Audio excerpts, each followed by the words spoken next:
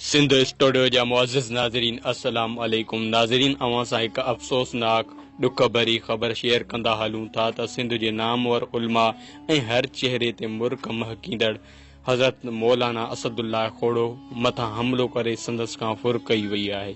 दोस्तों, अव्हांखे ॿुधाईंदा हलूं त असदुल्लाह खोड़ो सिंध जो सोशल मीडिया स्टार ऐं उन खां अलावा तमाम बेहतरीन आलिम आहे। दोस्तों, अव्हांखे ॿुधाईंदा हलूं त असदुल्लाह खोड़ो शिकारपुर में प्रोग्राम करण खां पोइ लाड़कानी तरफ़ वञी रहियो हो त ॻोठ गहेजा खां 6 हथियार बंदनि संदसि जे मथां हमिलो करे ऐं 3 लाख रुपया ऐं उन खां अलावा 3 मोबाइलियूं पिणु फुर कयूं आहिनि।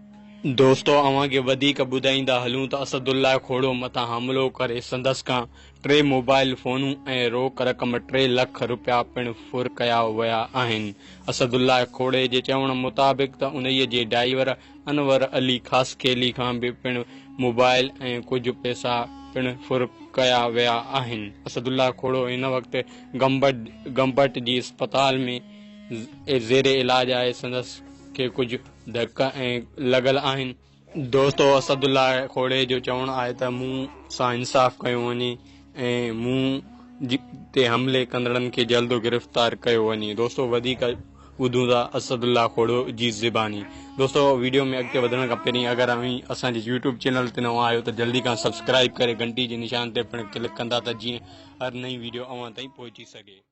उन में एस जो हुयो पाण एस जो पोइ आयो वाक़े खां पोइ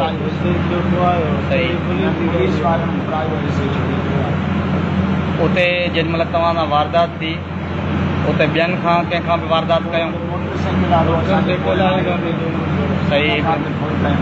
सही